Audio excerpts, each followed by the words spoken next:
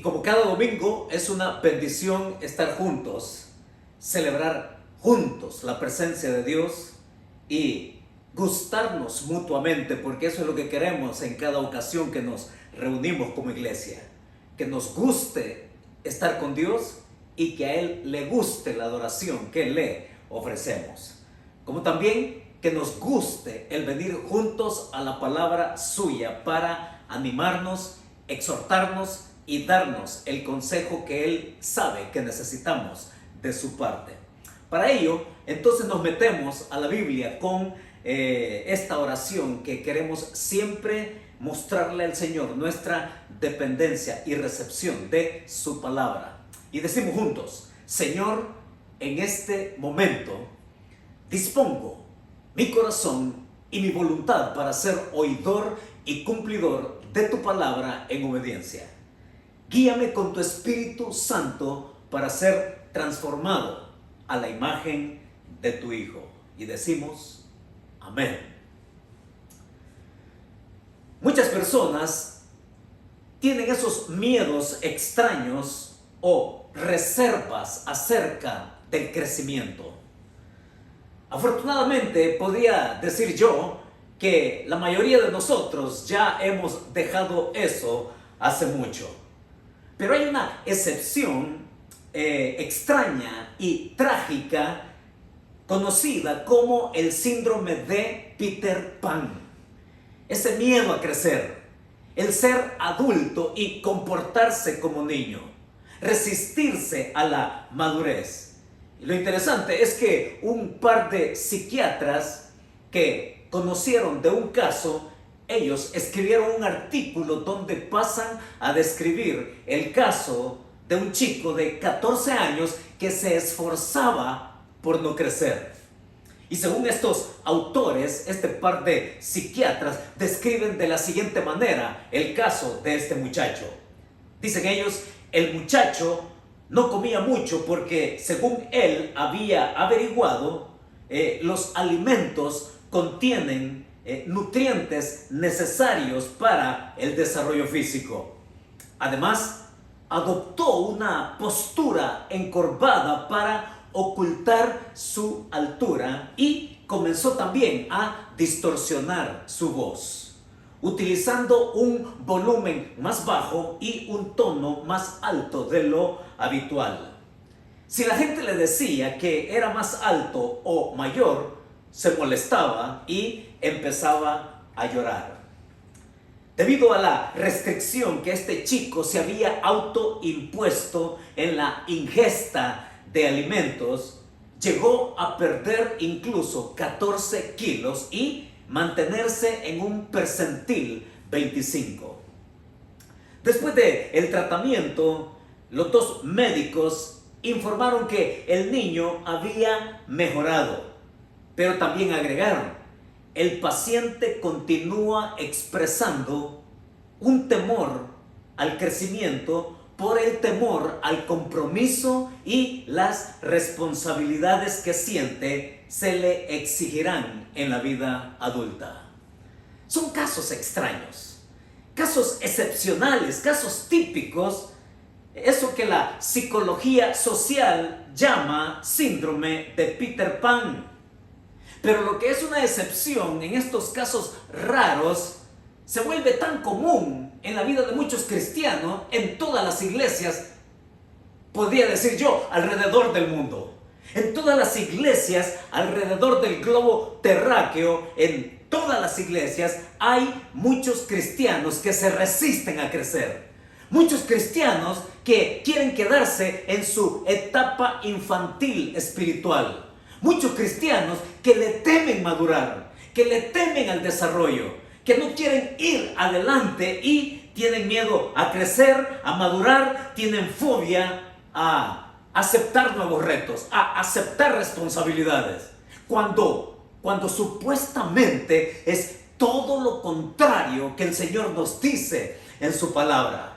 Es precisamente a eso que la Escritura nos lleva a cada cristiano, a que comprenda que la vida con Jesucristo, una vez iniciada con Él, lo que continúa es una vida de desarrollo, de ir adelante, de crecer, de madurar y de esa manera también aceptar los nuevos retos y las responsabilidades que la vida con Cristo conlleva. Es así como el apóstol Pablo también lo muestra en sus diferentes epístolas que él nos ofrece, guiado por el Espíritu Santo. Por ejemplo, a los Efesios, es Pablo quien les supo decir a los efesios estas palabras: hasta que todos lleguemos a la unidad de la fe y del conocimiento del Hijo de Dios, a un varón perfecto, a la medida de la estatura de la plenitud de Cristo. Así se los dijo el apóstol Pablo, para que ya no seamos niños fluctuantes, llevados por doquiera de todo viento de doctrina, por estratagema de hombres que para engañar emplean con astucia las artimañas del error. Sino, dice Pablo, que siguiendo la verdad en amor, crezcamos en todo en aquel que es la cabeza, esto es Cristo, de quien todo el cuerpo, bien concertado y unido entre sí por todas las coyunturas que se animan, que se ayudan mutuamente según la actividad propia de cada miembro, dice Pablo, recibe su crecimiento para ir edificándose en amor. Ese es el deseo de Dios para nosotros. Mi hermano, ese es el deseo nuestro acá. Ese es el deseo suyo ahí también, que está sentado frente a la computadora, a su celular, al televisor. El deseo de Dios es que usted crezca a la imagen de su Hijo. Y por eso es que así es como lo oramos en cada ocasión que venimos y estamos juntos acá. Es a eso que Pablo nos lleva el día de hoy, porque también Pablo, cuando le escribe a los tesalonicenses, no van a ser ellos la excepción. También Pablo, a su manera, les va a decir que es necesario crecer, que es necesario madurar, que es necesario ir adelante, y de esa manera es como él nos lo ofrece acá. Por eso es que el título que hoy nos ocupa, o el título alrededor del cual vamos a estar en los versículos que Pablo nos ofrece, es este: sin miedo a crecer. Así que me lo digo yo, digámoslo todos nosotros acá, dígaselo usted ahí desde donde se encuentra: sin miedo a crecer. Vamos, sin miedo a crecer. Porque eso es lo que Pablo le va a decir a los tesalonicenses en el capítulo 3, versos del 11 al 13. Y atención, porque como lo dijimos la semana pasada, el apóstol Pablo ha dejado claro la estabilidad que como cristianos debemos tener en Jesucristo. Y a partir de esa estabilidad, Pablo les ha dicho en el verso 10: y completemos lo que os falte a vuestra fe. Pablo está proponiendo crecimiento. Pablo les está diciendo, desde la estabilidad en la fe, entonces vamos a ir adelante, a crecer, a madurar y ser lo que Dios se ha propuesto con nosotros. Vaya conmigo a Primera de Tesalonicenses, capítulo 3, versos del 11 al 13. Y los principios que Pablo nos quiere decir acá tienen que ver precisamente con todo lo contrario de lo que muchos se abstienen, de lo que muchos se retraen, de lo que muchos ven como opción y van en contra del propósito de Dios, van en contra del llamamiento de Dios y van en contra también del deseo que Dios tiene. Pero ahora mismo Pablo, en un primer principio, en el versículo 11, empieza él a descubrirnos qué es lo que Dios tiene en su corazón para nosotros, para cada uno de nosotros en lo particular y también como iglesia, como congregación.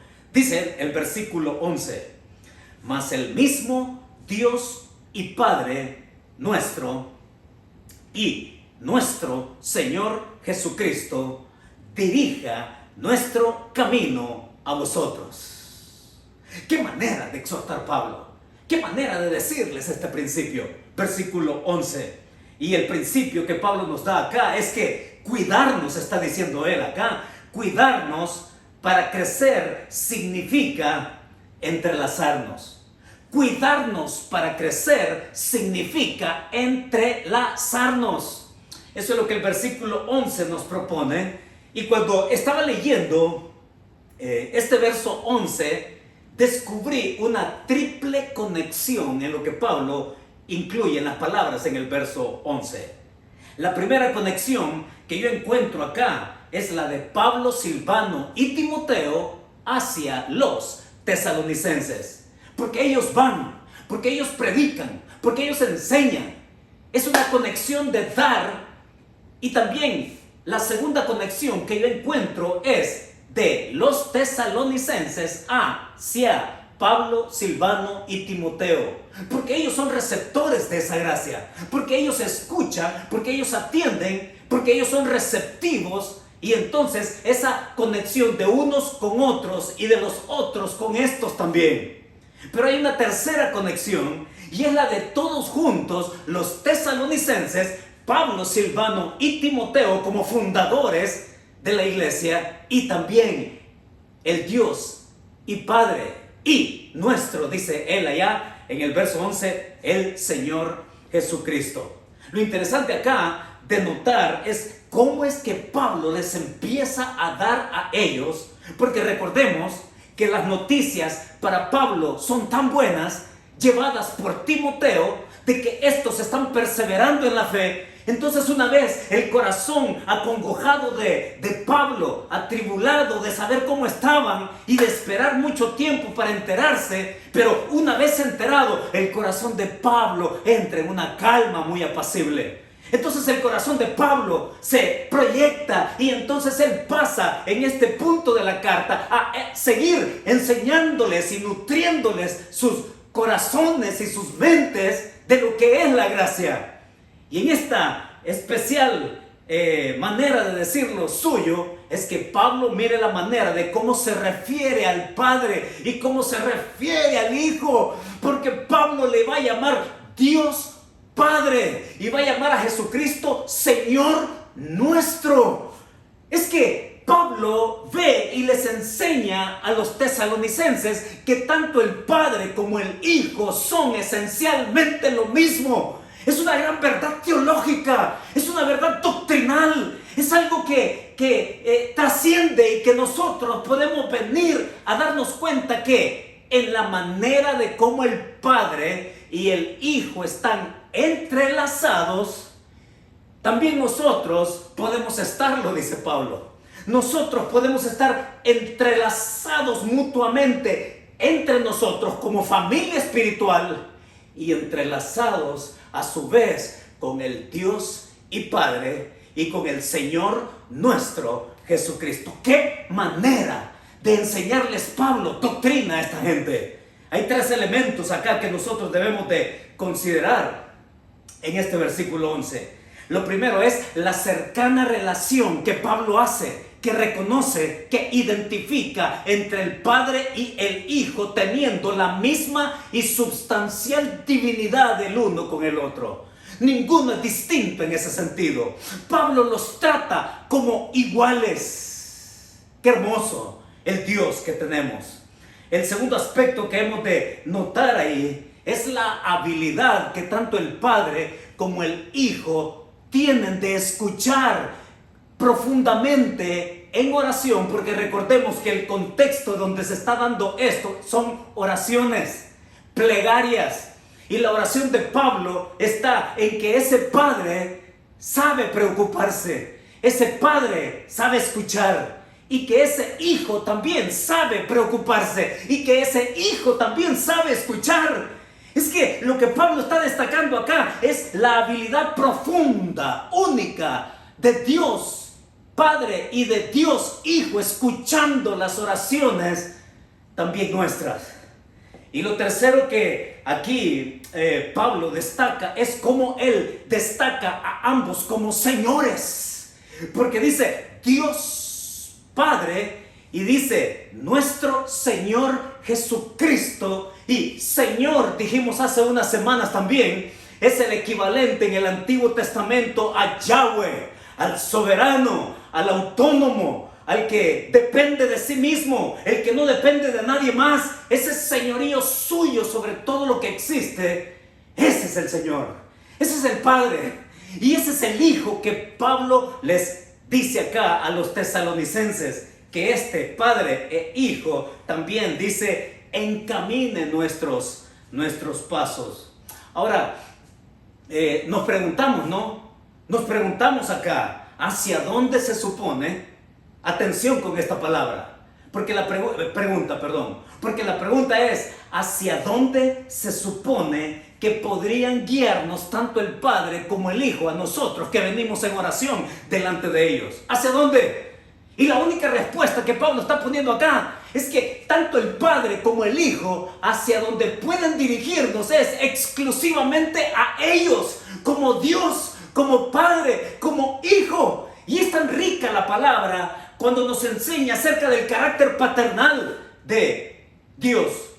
Cuando el mismo Hijo les enseñó allá a sus discípulos, vosotros pues oraréis así, Padre nuestro. El derecho de llamarlo Padre, el derecho de ser hijos adoptados en su Hijo Jesucristo, y a través suyo nosotros podemos acceder libremente a su altar. Hablamos de esto mucho en nuestra serie a la epístola de los Efesios, de los Hebreos. Pero esa verdad, esa preciosa verdad, Pablo la está poniendo así como algo también continuado, es decir, una continuidad inalterable, algo que no puede cambiar, algo que se mantiene constantemente. Y mis hermanos, aquí venimos en cosas bien prácticas, porque la vida, la experiencia de cada uno de nosotros nos da la prueba de cómo en nuestro caminar continuo en la fe, el tiempo que tengamos de ser hijos de Dios, podemos comprobar que aun cuando las personas cambian en nuestra ruta de vida espiritual, en nuestro viaje espiritual, los años que tengamos, pudimos habernos encontrado con diferentes personas por etapas en nuestra vida y que pueden cambiar, pero lo que no cambia es el hecho de ser iglesia. La comunidad viva de fe no muere, no se extingue. La continuidad de la iglesia sigue, aun cuando en nuestro caminar de fe nosotros nos encontremos en nuestras diferentes etapas de la vida con diferentes personas, en diferentes estadios de nuestra vida. Pueden cambiar las personas, pero la comunidad no muere, dice Pablo. Sigue adelante. Puede que cambien incluso las estrategias. Sí, claro que sí. Hay muchas maneras de cómo crecer en la vida con Cristo. Puede que cambien las estrategias, pero no cambia el reto de perseverar en esperanza. Así como Pablo nos introduce en este primer versículo 11. Y puede que cambien incluso las locaciones. De hecho, hoy estamos llegando, ¿no?, en una locación distinta. Podemos cambiar de locación, pero no cambia ni la convicción ni tampoco la necesidad de estar juntos, de entrelazarnos, sea donde sea nos encontremos, y a las diferentes situaciones en que el Señor nos permite estar en diferentes lugares. Pero lo cierto es que podemos estar entrelazados como familia de la fe, y como familia de fe entrelazados con Dios, el Padre, el Hijo y el Espíritu Santo. Entonces podemos aplicar esto de una vez, de lo que el versículo 11 nos arroja. ¿Saben qué he entendido yo en esta etapa del COVID? Vaya si tenemos que hablar del COVID de continuo, ¿no? Pero podría decir que en cierta manera se justifica el hecho de que nosotros durante esta etapa hayamos tenido que llegar en modalidad visual, en modalidad de video, en línea. Y sí, claro que sí, pero míreme bien y escúcheme bien y lea bien mis labios. Procure lo antes posible entrelazarse con la comunidad local de la iglesia a la cual usted pertenece. Procure lo antes posible entrelazarse, y le voy a decir por qué. Porque un teléfono celular no le va a preguntar a usted cómo está. Porque una computadora, desde donde usted entra en línea a escuchar un mensaje y otro por diferentes pastores en diferentes iglesias, su computadora a usted no le va a preguntar ¿cuál es tu necesidad? Ningún dispositivo va a tener la sensibilidad de llegar al corazón suyo, pero sí un hermano que le da una sonrisa al llegar, sí un hermano que viene y lo abraza, sí un hermano que le dice he estado orando por ti, sí una persona que tiene tiempo de no verle y le dice te he extrañado. Lo antes posible, si nosotros aplicamos esto de entrelazarnos, lo antes posible, no demore entrelazarse en comunidad, en la vida espiritual con otros miembros de la familia de fe para animarse y seguir creciendo, porque ese es el propósito de Dios. Nosotros, dice aquí Pablo, cuidarnos para crecer significa estar entrelazados.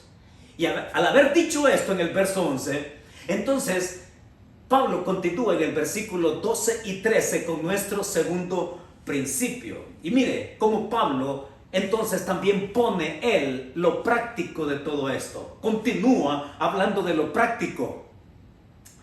Dice el verso 12, y el Señor os haga crecer y abundar en amor unos para con otros y para con todos, como también lo hacemos nosotros para con vosotros, para que sean afirmados vuestros corazones irreprensibles en santidad delante de Dios nuestro Padre en la venida de nuestro Señor Jesucristo con todos sus santos. Ahora Pablo pasa a decir otra cosa. Acá, el segundo principio que nos ofrece, dice Pablo acá, cuidarnos significa tener espacios para aceptar nuevos retos. Cuidarnos, dice Pablo, significa tener espacios para aceptar nuevos retos. Y note de qué manera en el verso 12, y el Señor os haga crecer y abundar en amor unos para con otros. Y lo interesante es que Pablo va a describir una cadena de relaciones acá. La primera, allí, unos para con otros, refiriéndose a la familia espiritual, a la familia cristiana. Allí, unos con otros en el cuerpo de Cristo. Y en ese cuerpo de Cristo, ¿sabe qué entiendo yo? Espero que usted entienda lo mismo que yo entiendo cuando se trata de ser miembro de una iglesia, miembro de la familia de la fe, miembro de la comunidad redimida. Pues lo que yo entiendo por eso es que cuando yo me veo con ese grupo, entonces yo comprendo que necesito compañía en mi vida espiritual. Con este pasaje, Pablo nos dice que también yo me entiendo, me veo como alguien cuya vida puede ser complementada con la de otro y que la del otro puede ser complementada también con la mía. Cuando somos parte de una comunidad y crezcan en el amor y la fe unos para con otros, dice Pablo, también yo me entiendo que la vida de fe es en perseverancia conjunta, no separado. La perseverancia es conjunta, no separados. Es en familia, no a través de un dispositivo que está bien, que haya tenido su razón de ser temporalmente, pero no adscribir nuestra vida a ello de manera permanente, porque el Señor lo que quiere es que nosotros interactuemos como miembros activos unos con otros en ese crecimiento que Él quiere. Pero no solamente es eso, porque no es solamente el cuerpo de Cristo dentro del cuerpo de Cristo, sino desde el cuerpo de Cristo. Y Pablo, ahí en el verso 12 va a decir, y para con todos. Y estos todos acá se refiere a aquellos que no son de la comunidad de fe, aquellos que necesitan ser alcanzados, aquellos que tienen que ver de maneras tangibles el amor y la fe de aquellos que sí creen, de aquellos que sí conocen la verdad, de aquellos que sí tienen una vida distinta en Jesucristo. Son los incrédulos que se pueden ver influenciados por el testimonio de aquellos que creemos. Son los incrédulos que también pueden verse influenciados con nuestro testimonio de tal manera que la vida de ellos puede ser receptiva para creer también. Entonces, no solamente se trata de la familia de la fe, también se trata de aquellos que no lo son para darles testimonio y que ellos también sean creyentes, vengan a ser creyentes en Cristo. Y lo tercero que Pablo también habla ahí, dice, como también lo hacemos nosotros para con vosotros. El nosotros aquí que Pablo menciona se refiere a él, a Silvano y a Timoteo. El amor de ellos, a la distancia. Nótese, por favor, y no perdamos de vista el contexto. Recordemos que Pablo, Silvano y Timoteo han huido, no están presentes. Ellos están a la distancia. Pero estos que él dice, así como nosotros para con vosotros. El crecimiento de ellos, de los tesalonicenses, se pudo dar aún a pesar de la distancia. Es Pablo el que Silvano y Timoteo, desde su primera llegada, desde la fundación de la iglesia, estuvieron presentes y los condujeron y los llevaron adelante en sus primeros pasos de la vida espiritual. Pero aquí él les habla a la distancia, no están presentes, y también eventualmente ellos estaban buscando la manera de llegar una vez más, pero no pudieron, se vieron interrumpidos, tanto que dentro de la eventualidad del deseo profundo, preocupado de Pablo por la situación espiritual de ellos en Tesalónica, les manda a Timoteo, y es a la distancia y de manera eventual que Pablo busca que ellos sigan creciendo. Pero hay algo interesante acá, que si bien puede ser a la distancia, que si bien puede ser de manera eventual, lo que es permanente, lo que es continuo es la iglesia local a la cual ellos pertenecen. Los tesalonicenses pueden continuar adelante en su vida espiritual con el Señor, creciendo en el amor a Dios, creciendo en el amor expresado a la comunidad, y que esa fe pueda ser también vista de manera tangible, comprobable, para que otros puedan venir a creer en Él. Así como Pablo lleva el pasaje acá, y en el versículo 13, note que más él pasa a decir, para que sean afirmados vuestros corazones. Me gustó leer esto y encontré que la palabra afirmados acá es la misma que el mismo Pablo usa ahí en el capítulo 3, siempre en el verso 2, cuando él dice, para confirmaros en la fe. La palabra confirmaros en el versículo 2 es la misma que Pablo usa para afirmar el corazón en el versículo 13. Lo interesante es la combinación que Pablo hace de ambas cosas. En el primer caso del verso 2, cuando dice para confirmaros y exhortaros con respecto a vuestra fe, se refiere a la verdad que ellos creen. A esa verdad que es inflexible, es la verdad, punto. Dios ama, Dios salva, el Hijo redime. Esa es la verdad vertical de un solo corte, y el confirmaros aquí tiene que ver con lo que ellos creen. Pero el afirmados que aparece en el verso 13 es con cómo ellos se conducen. Note qué combinación más perfecta, ¿no? Lo que creo y lo que vivo. Lo que creo y cómo lo que creo afecta mi conducta, cómo afecta mi proceder, cómo afecta mi vida. Y entonces Pablo ahí dice, afirmados vuestros corazones. O sea, tu conducta. Y dice ahí, irreprensibles en santidad delante de Dios. Detengámonos aquí por un momento, porque esto no lo podemos ver así a la ligera. No podemos ir rápido acá en este pasaje, porque dice irreprensibles en santidad delante de Dios. Tenemos que preguntarnos qué quiere decir Pablo por irreprensible en este pasaje, en este contexto. ¿A qué se refiere Pablo con decir irreprensible? Ahora, aclaremos algunas cosas, porque irreprensible no significa, escúchenlo muy bien, irreprensible no significa ser impecable. Irreprensible no significa que ya no pecas. Irreprensible no significa que eres inmune al pecado. No, eso no significa ser irreprensible.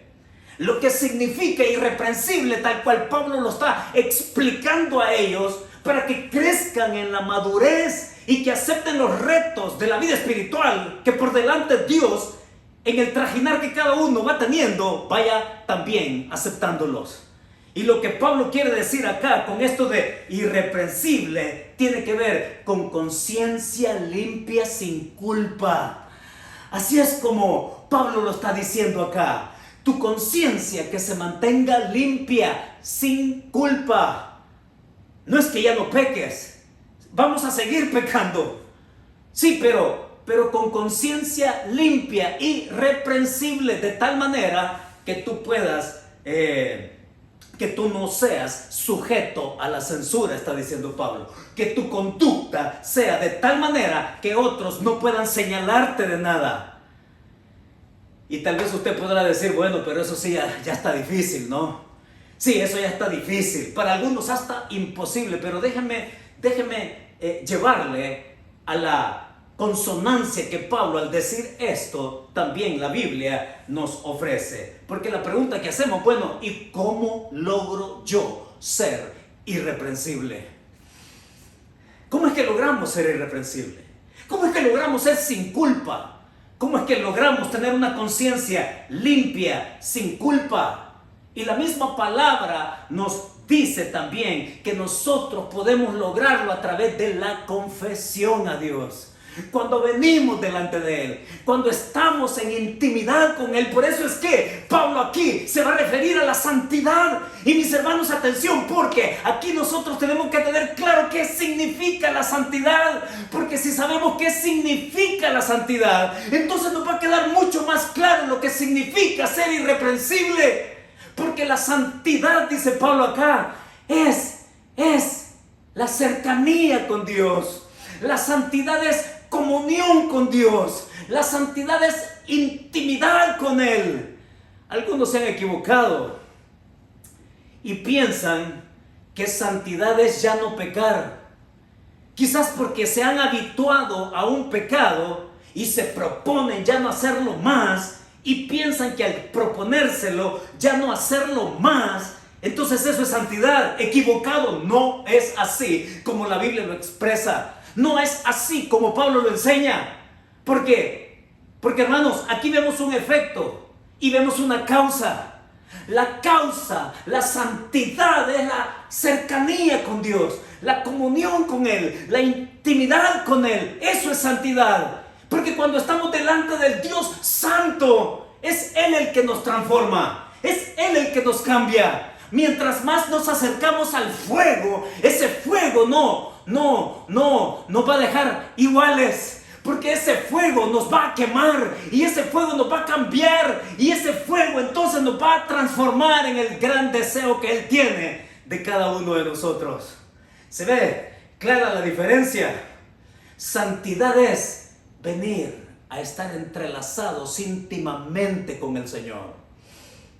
Y en consecuencia, entonces yo, en respuesta a la gracia, en respuesta a su santidad, entonces Él me transforma y Él me hace dejar aquello. Mire, yo no conozco a nadie, incluyéndome, que cuando tratamos de medir fuerzas en nuestro propio y efímero esfuerzo de querer dejar algo malo, lo que terminamos haciendo es volviéndolo a hacer. Sí, por eso decía hace un minuto, cuando nos proponemos algo, ¿no? Y decir que ya no lo voy a hacer ya nunca más, terminamos haciéndolo. Es que así va a ser siempre, porque vivimos en una naturaleza caída. Vivimos todavía en esta cárcel de nuestra carne y los deseos de nuestra carne. Estamos enclaustrados en este mundo, los deseos de este mundo, la vanagloria de la vida, los deseos de los ojos y todo esto que nos condicionan aún, pero sin tener poder, dominio sobre nosotros. Ahora, el asunto es este, y es que aquí Pablo, él habla de algo hermoso también. Entonces la santidad es venir a la comunión con Dios y en consecuencia Él me cambia. En su gracia, en su poder me transforma. No en mi poder y no en mi esfuerzo vano, es en el suyo. Entonces cuando venimos a la santidad podemos ser irreprensibles. Porque venimos y nos confesamos y le decimos: Señor, perdóname. Y lo que la Biblia nos enseña es que Él, como Padre, perdona a sus hijos. Y entonces con libertad podemos retomar esa armonía. Y con libertad podemos tener esa comunión. Y con esa libertad seguir adelante en nuestra vida con Él. Ahora, note también al final del versículo 13, ¿qué más agrega Pablo allí que instruye a los tesalonicenses? Y que en consecuencia también nos anima y nos afirma a nosotros hoy en nuestro tiempo. En el versículo 13 al final dice: en la venida de nuestro Señor Jesucristo con todos sus santos. ¡Qué manera de Pablo!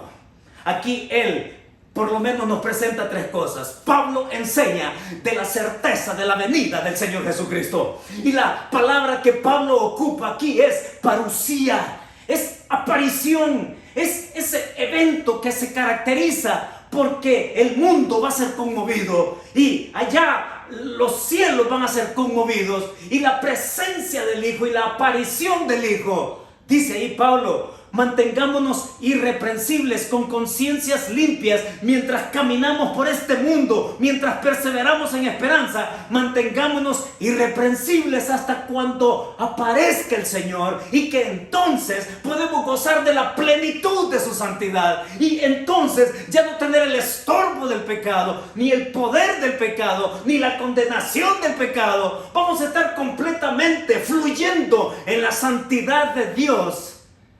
Y así es como Pablo anima a estos tesalonicenses. Y vaya si no debemos de animarnos nosotros también.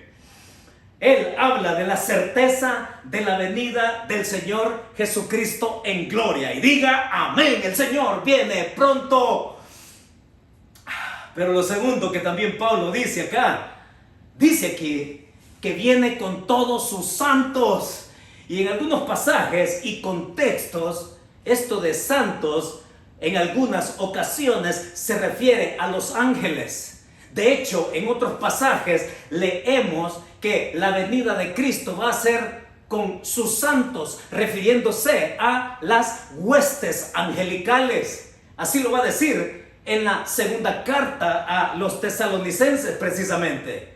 Pero en este contexto, tal cual aquí Pablo lo está escribiendo en la primera epístola, los santos aquí se refiere a todos aquellos que han creído en Jesucristo, que han muerto y que van a acompañarlo a Él para venir y también encontrarse con nosotros. Esa era una de las preguntas que tenían los tesalonicenses, por cierto. Dentro de su comprensión de la verdad acerca de la venida del Señor, ellos se preguntaban: ¿y qué pasa con alguien que ya murió? ¿Es que acaso ya se dio la resurrección? Y preguntas como esas que obviamente daban paso para el crecimiento que ellos necesitaban. Y por eso es que Pablo pasa a explicarlo y está diciendo: los que murieron van a venir con Él. Va a hablar de esto también más en detalle en la segunda epístola. Pero no solamente eso, con todos sus santos, enseña que el clímax de la santidad nuestra va a ser entonces cuando Él aparezca allí en su venida y disfrutemos de esa plenitud de santidad en Él. Ahora, mis hermanos, aquí nosotros tenemos que llegar a alguna aplicación. ¿Cómo es que nosotros nos estamos entrelazando? ¿Cómo es que nosotros estamos permitiéndonos crecer? El reto que Pablo nos deja es que no nos dé miedo crecer, que no nos dé miedo madurar, que entrelazarnos significa el que nosotros podamos crecer firmes. El que nosotros nos entrelacemos también signifique el aceptar mayores retos en nuestra vida espiritual mientras caminamos en esperanza. Que no sea opción para ti. Tristemente, muchos así lo han considerado. Su opción ha sido quedarse en una edad infantil. Muchos cristianos, debiendo ser ya maduros, se han quedado en una edad parvularia. Muchos cristianos, debiendo ser ya incluso maestros, se les dice en otras cartas, se han conformado a la leche espiritual nada más. Cuando hablamos de crecer, hermanos, estamos hablando del gran propósito de Dios para nuestra vida. Y entonces, con ese propósito, llamamiento y perseverancia que Pablo le dice acá a los tesalonicenses, nosotros podemos cerrar esto con una gran verdad. Y la verdad que el pasaje nos propone es esta: nuestra necesidad de crecimiento se llena entrelazados con Dios, con la familia de la fe. Se lo repito, cláveselo en su corazón, que sus 5 sentidos lo asimilen, porque si hay algo que Pablo nos deja al final de este pasaje en el capítulo 3, es esta verdad, hermanos. Nuestra necesidad de crecimiento se llena entrelazados con Dios en la familia de la fe, juntos para cumplir el gran propósito suyo deseado. Y con eso oramos. Señor, muchas gracias te damos por este tiempo en que tú siempre nos das palabra fresca, Señor. Palabra acrisolada, palabra buena, palabra de desafío, Señor, donde tú le apuestas a que nosotros, tu Espíritu Santo, nos toque. Para que tu Espíritu Santo, Señor, nos cambie nuestra actitud de disposición a ti. Que nos haga, Señor, tu Espíritu Santo llevarnos a esa relación unos con otros, donde podemos crecer con nuestros hermanos en la fe. Señor, quita cualquier barrera, cualquier obstáculo, cualquier concepto, cualquier, Señor, concepto sospechoso que nos prive de gozar de la vida que podemos tener unos con otros, perseverando juntos. Y que tu Espíritu Santo también afirme nuestra vida y conducta y corazón, Señor, de tal manera que podamos estar siendo transformados en la comunión íntima contigo y aceptar nuevos retos para seguir creciendo, Señor. Muchas gracias por tu palabra. Muchas gracias por todo lo que nos das. Y muchas gracias por conducirnos al gran propósito que tienes con nosotros. Decimos sí, Señor, al propósito tuyo en nuestra vida, a tu deseo y a tu llamamiento. Bendito sea tu nombre. Y juntos te lo pedimos así, en el nombre de tu Hijo Jesucristo. Amén y amén. Mis hermanos, que Dios nos bendiga.